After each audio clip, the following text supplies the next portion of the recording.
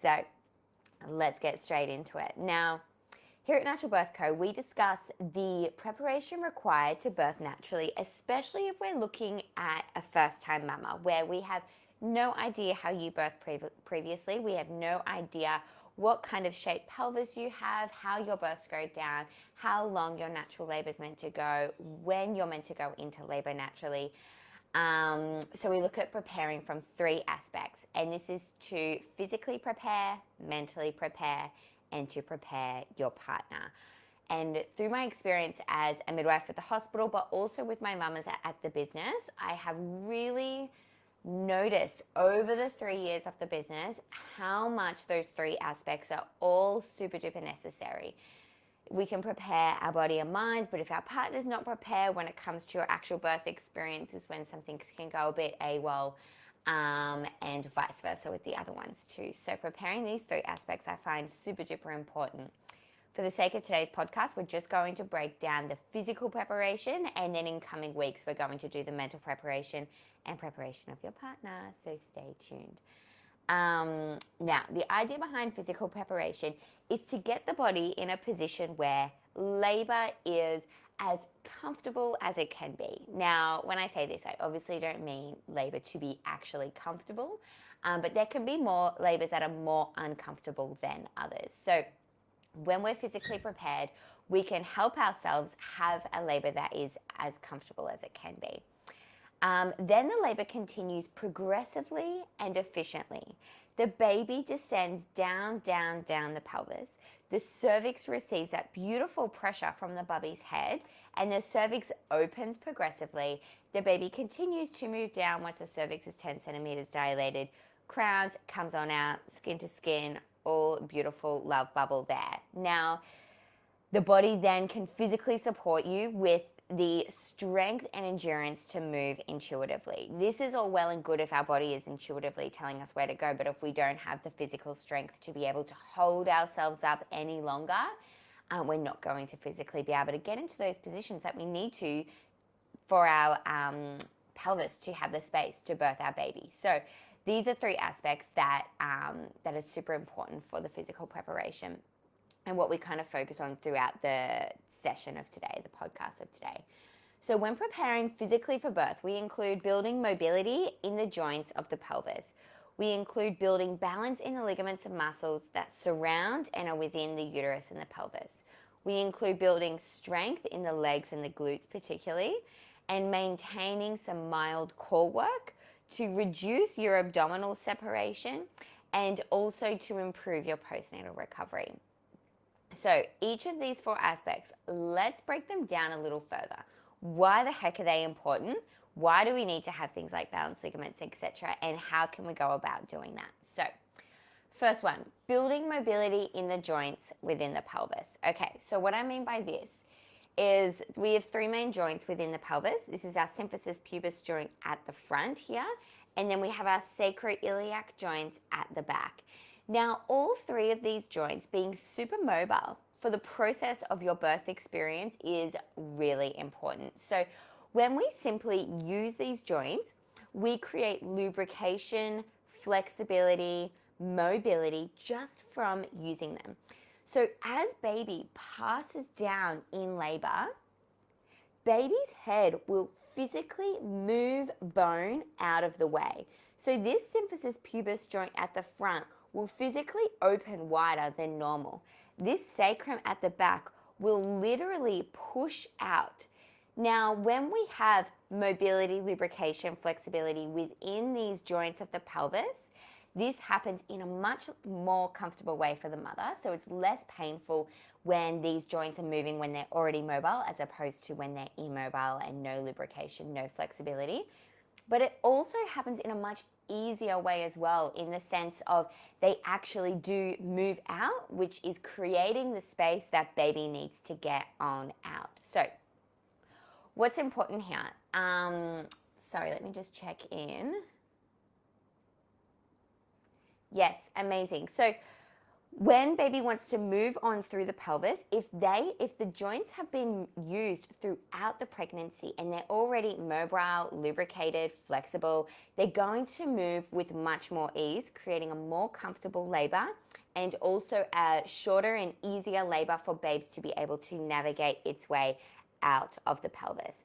Now, if we are not using our joints in pregnancy, so we're not moving our body very much, we're not walking very much, we're very stationary, maybe at a desk job a lot, coming home to chill on the couch, not moving our pelvis very much throughout pregnancy, the joints become immobile. They're not moving very much, they're not lubricated, they're not flexible, they're very stationary and rigid. So when it comes to your baby trying to enter the pelvis and move through the pelvis, we haven't got much opening of this symphysis pubis joint at the front. We haven't got much flexibility of this sacrum at the back, which is required for your baby to have the space to be able to get down. So one, this is going to be way more uncomfortable when baby is pushing this sacrum out of the way and these joints are moving for the first time in a long time. That's going to be much more uncomfortable for your labor than if they were used often. But as well, that sacrum may physically not be able to move, especially as much as what it needs to for the baby to be able to fit through. Now, what that could result in is a physical obstruction within the pelvis, and babes can just not get that bone out the way, and it can just not fit out because that tailbone is so tucked under and not budging. So, yes, when it comes to mobility of the pelvis, it is really, really amazing to be able to use them frequently throughout pregnancy. Now, when I say use them frequently, we want to be using the joints of the pelvis in multiple different ways. So in Natural Birth Co, we do it a lot with our yoga, Pilates, and our body balancing. So essentially you're wanting to get all different rotations of the pelvis, all different ways of moving around. Other ways that can be really great for this is walking, but not just your standard walking on a road every single day, because that is just every day moving the pelvis in the same way. We want to create internal rotation, external rotation, stretching of the different symphysis pubis, sacroiliac joints at the back, stretching of the symphysis pubis at the front. So this can be really great in doing stairs as well, because when that femur bone is lengthening up higher and higher, especially if you've got some nice deep stairs, that can be really great for changing the shape of the pelvis in different ways. Doing things like gutter walking, where one foot is up on a gutter, one foot's on the road, and you're walking in this asymmetrical way, really great for creating mobility of the pelvis. And also beach walking, because your feet are slipping and sliding everywhere, so that can be really amazing too. Another great one that I actually really quite enjoy for my mamas in pregnancy is swimming. So swimming is really, really amazing for the ligaments and muscles that surround the uterus and the pelvis, and heaps for the pelvic mobility as well, and lubrication. Also can be really helpful for relieving pains in pregnancy. Cool. So when you move in pregnancy, just make sure it's pregnancy safe. Make sure we're doing pregnancy safe movements. Make sure you're maybe guided by someone who specializes in pregnancy, or you've got advice from someone who specializes in pregnancy saying that it's okay to move that way.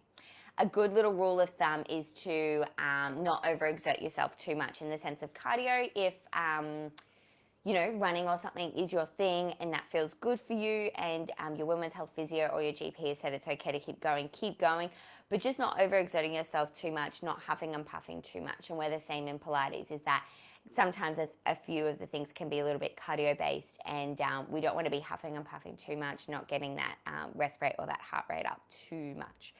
So let's go to the second way that we prepare ourselves physically for a natural labor. So building balance in the ligaments and muscles that surround and are within the uterus and the pelvis. Now, I go on about this a lot, and this is really recent research over the last 3 to 5 years that is actually coming out about the importance of balance in the ligaments and muscles that surround the uterus and the pelvis. How this very much impacts your actual birth experience. Now, I actually mentioned this in my VBAC podcast just the other day about the fact that the ligaments and muscles massively impacts your chances of having a natural vaginal birth where baby can actually pass through. A big part of the balance in the ligaments is actually creating obstructions within the pelvis. So anyways, I'm getting ahead of myself. Let me start from the start. So balance in the ligaments and muscles that surround the uterus and pelvis. So the ligaments have two main roles in labor. One, they guide baby into the optimal position for your individual pelvis. If you want more information on this, I've got a podcast a couple of episodes back about optimal position for babes. And two, they guide baby as they descend through the pelvis through flexion, which is chin to chest, and rotation as baby rotates their way down and through the pelvis. So these are two really important aspects of having a natural birth, is that your baby starts in the position that's most optimal for your pelvis and that they're guided to flex and rotate down through the pelvis to be able to get on out. So the ligaments being a balance is what allows your body to have an efficient and progressive labor, okay? This is what allows your contractions to progressively descend your baby through the pelvis. So ideally, labor starts, your baby's head is already engaged and baby is already in the optimal position for your pelvis. Now, this is already a sign of balanced ligaments when this happens.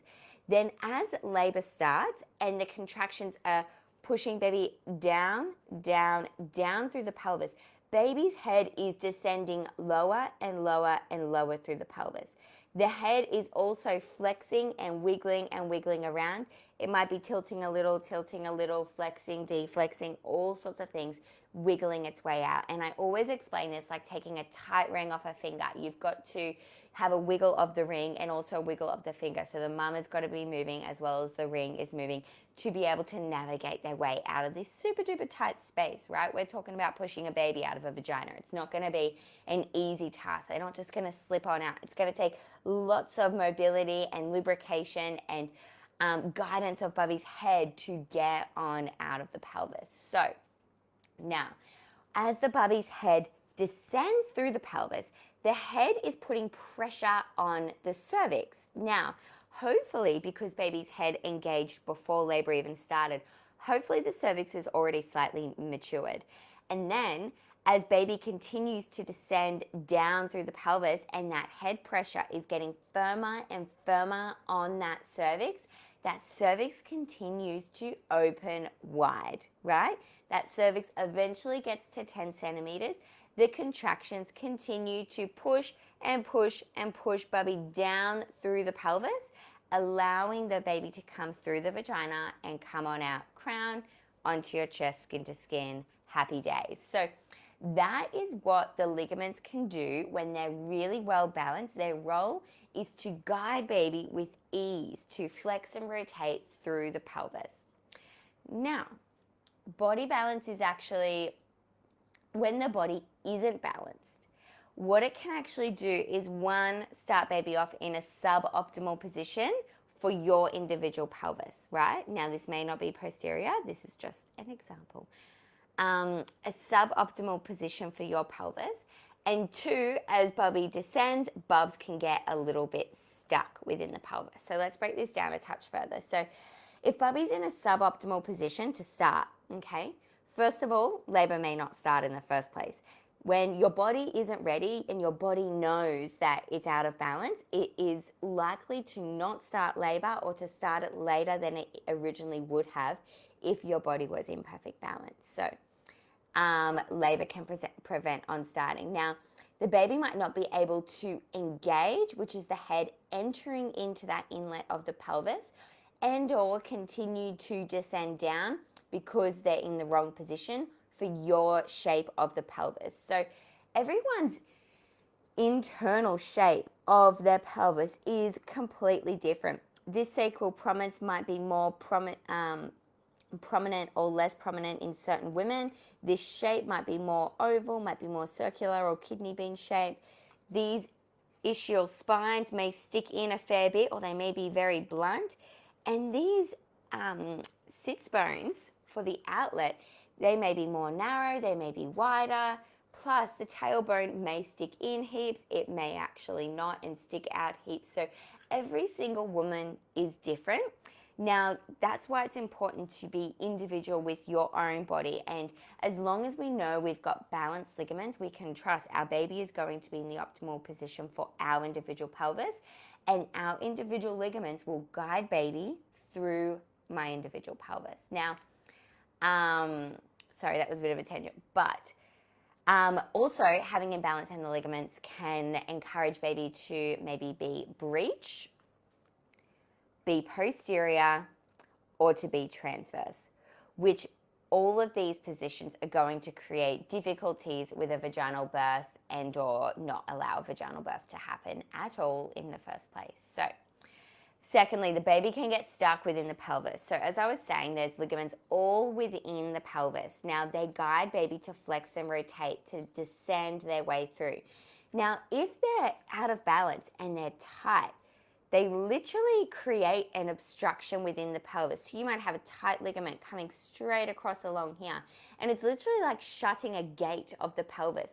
Bubby's trying to get through, but there's this big gate that's covering half of the pelvis that they can't even get down.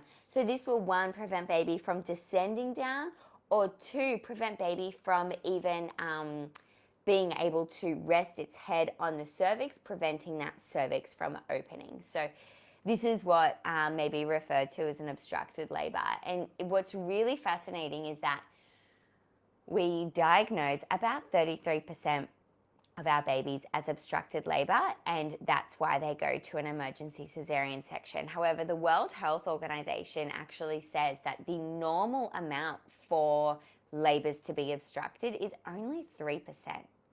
So where's the other 30% coming from? And I believe it's coming from imbalance in the ligaments. And if you want to know more about that, we talk about it in our VBAC podcast, which you can go back and listen to, because it's so fascinating, this concept of obstructed labors. Why in our modern day society, in this hospital system, in our first world country, why are we having so many obstructed labors in comparison to, you know, women in Africa birthing behind a bush and they're only having 3% obstructed labors? It's interesting.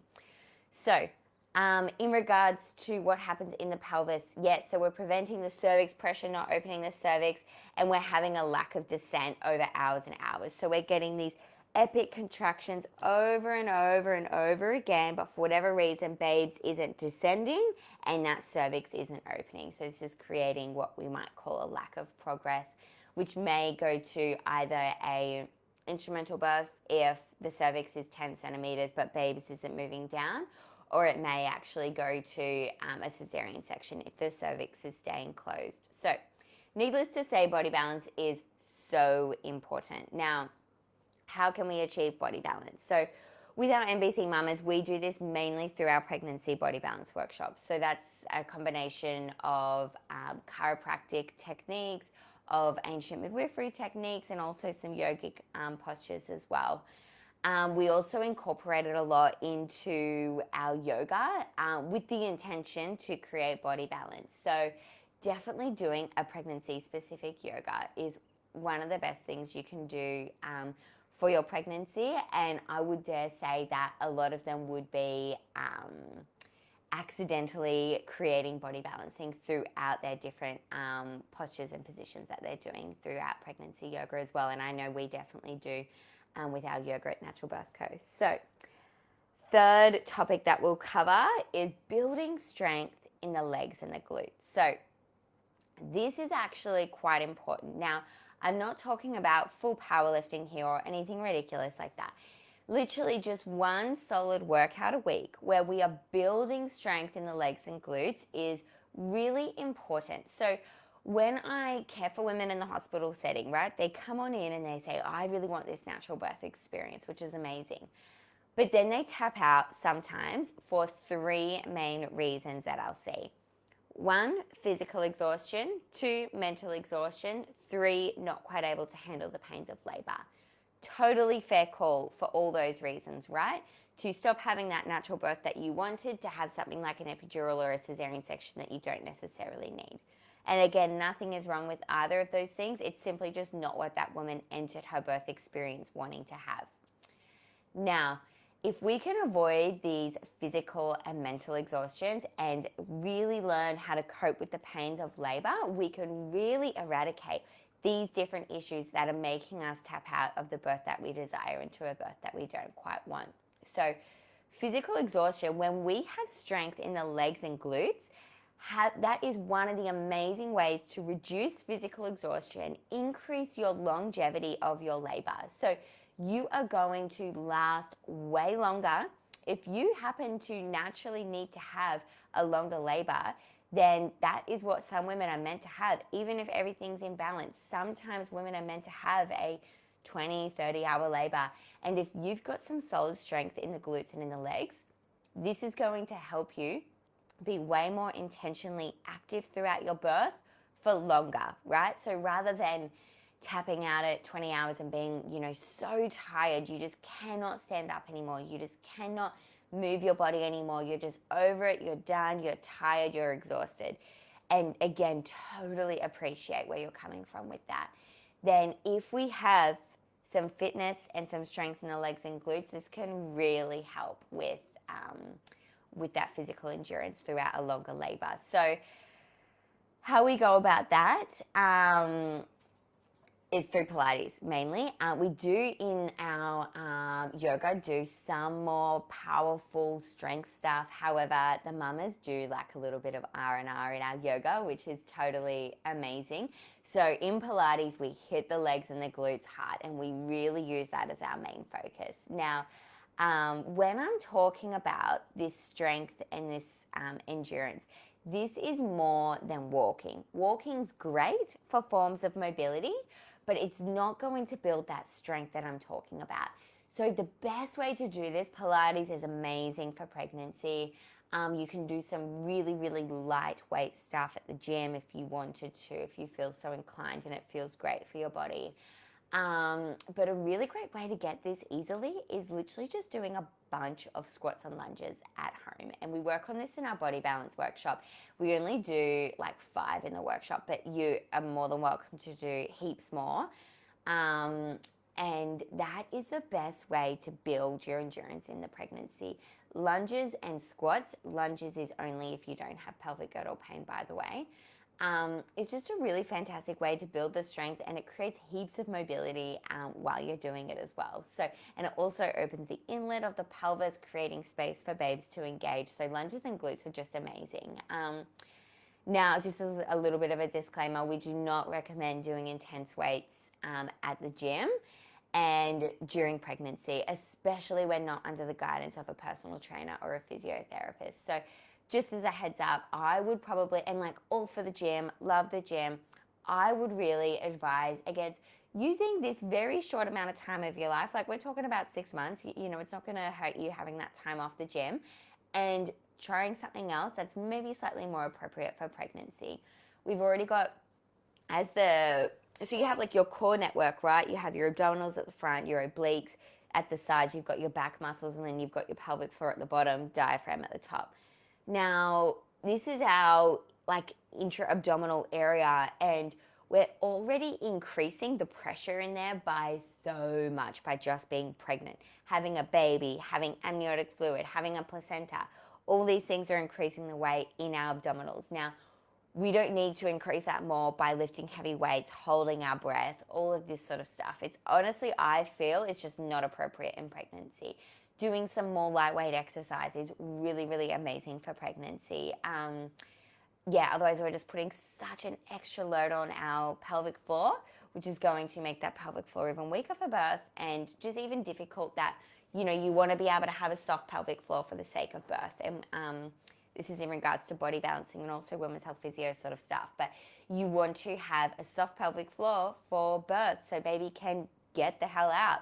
However, if we're doing weights all the time and we're really switching on that pelvic floor so that we're not weighing ourselves as we're doing weights up and down, because we've got so much intra-abdominal pressure in there, then we're just making life way more harder for ourselves, making birth way more harder for ourselves, making postnatal recovery way more difficult. So I invite you to use this as a good reason to take some time off the gym and try a different form of exercise just for the space of pregnancy and your early postnatal period.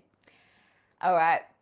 Number 4, maintaining some mild core work to reduce abdominal separation and also to improve your postnatal recovery. Now, to be completely honest, this isn't hugely impactful to your actual natural birth experience, okay? So full disclaimer there. However, it is really amazing for your postnatal recovery.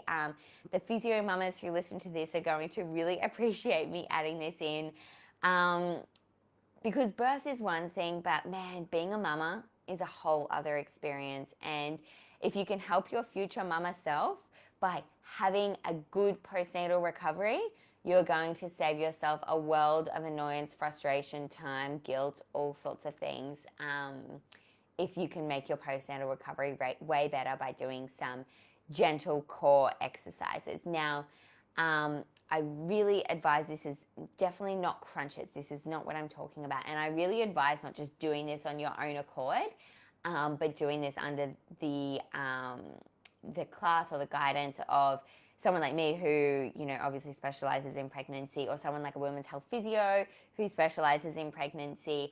I definitely don't advise in just watching a random Instagram reel and following that, because a lot of those things are created by people who have no idea, and they're not qualified to be able to advise that stuff. So yeah, we really don't want to be doing crunching exercises during pregnancy. That's actually very counterproductive to your postnatal recovery and will actually make your postnatal recovery more difficult. So yes, amazing. Now, they are the 4 things that I wanted to cover today. So I wanted to also brush up on what can prepare you from physically preparing yourself for birth. What makes it difficult? Because obviously I see this all the time with my mamas. Some have a harder time than others. So first of all, pelvic girdle pain is something that can really prevent it. Now, I totally appreciate that. There are different severities of pelvic girdle pain. If you're on the worse end, definitely see a women's health physio. Like, honestly, they are the one other profession aside from myself that I really recommend doing in pregnancy. And I think every single woman, whether they're experiencing pain or not, should go and see a women's health physio in their second trimester and also after birth. But if you've got severe pelvic girdle pain, 100% non-negotiable to go see a women's health physio and get that sorted. And this is for not only the comfort of your pregnancy, but usually if you've got pelvic girdle pain, it's a really solid indication that there's other imbalances going on that could very potentially impact your birth experience. Okay, so really great to get that stuff sorted in pregnancy. Now, the other thing is, yes, pelvic girdle pain. So if it's not super duper hectic and it's just a little bit of pain, you're getting towards the end of your pregnancy, in our body balance workshop, we actually go really quite deep into pelvic girdle pain, how to prevent it happening in the first place, and how to treat more mild cases, and how to balance your body while avoiding triggering your pelvic girdle pain if you do have that. So, now, the second reason that can make it more difficult to prepare yourself physically for birth is that you have general pregnancy discomforts, inflexibility, or a lack of strength. So when you're already feeling like, oh my gosh, I'm so far from being fit or being flexible, doing something like yoga and Pilates can seem a little bit intimidating, and I totally appreciate that. Now, the best thing is to just start. It's only going to get worse. The longer you leave it, the harder it's going to be, and the less time you're going to have. You have 9 months that you're pregnant. That's not very long at all. It goes so quickly. So if you're kind of fluffing about all nervous for 10 weeks, not coming to yoga or Pilates because you're nervous that you're going to be behind, you're going to be way more behind coming 10 weeks later in pregnancy and also not having had done the 10 weeks that you would have done already. Honestly, even if you can just do 1 class a week of something, it massively increases your flexibility and strength. I've honestly been amazed with the mamas that come through, how much their flexibility and strength increases, and even their coordination and everything, just from doing consistently, keyword, 1 class a week. And 2 classes, even better. 3 classes, amazing. So yes, if you can consistently just come, just start. Like, literally the biggest difference I see is just choosing to. And it's all well and good to be like, yeah, I really want to prepare for my natural birth. But then, there's a million and one reasons as to why you don't end up going. It gets to the Monday afternoon at 3 o'clock and you're like, actually, nah, I've got work to do. I've got kids to pick up. I've got to organize dinner. I'm tired. There's so many good, valid excuses in pregnancy. The difference is just deciding, like, cool, I've got these excuses. I'm going to do it anyways. Yeah, I'm tired. I'm going to go anyways. I'm feeling this, I'm going to go anyways. I'm behind in this, I'm going to go anyways. And that is honestly the biggest difference that I see between my mamas who come to class consistently and the mamas who don't, is they just decide. You've just got to decide. We're all so good at it. I am just as good at it, coming up with excuses to not do something, specifically exercise. It's so easy to. So yeah, definitely not having a go, because I'm not saying that I'm any better, but when it comes to birth prep, this is only a short amount of time. Just decide. If it's something that you really, really want, decide you're going to do it. There's going to be all these excuses that could potentially pop up, and you're going to do it anyways. And the thing is with yoga and Pilates, you can put in as much effort as you want. It's not like going to the gym pre-pregnancy where you're kind of encouraged to push yourself and everyone in there is like kind of geeing you up, like go harder.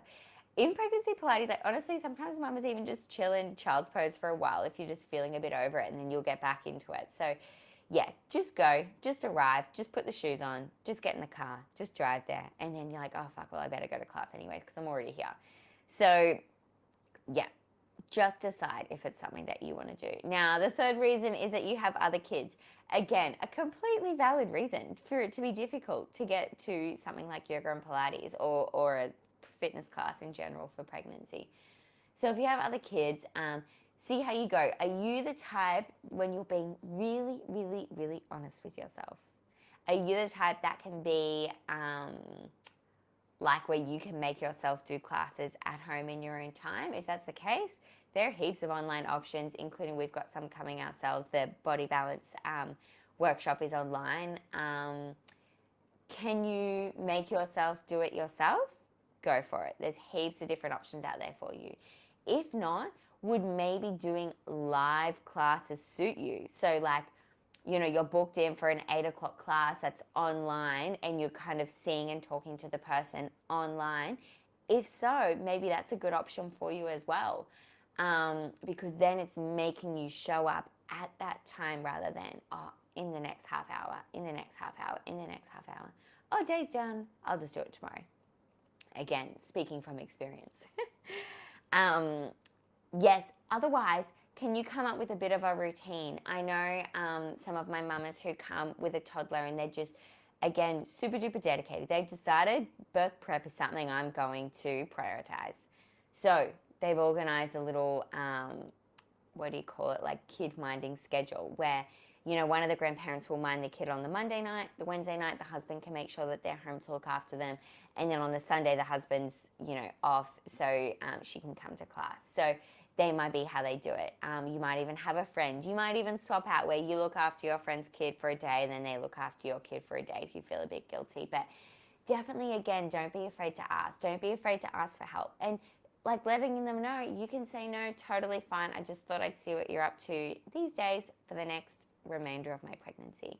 Remember, it's not forever.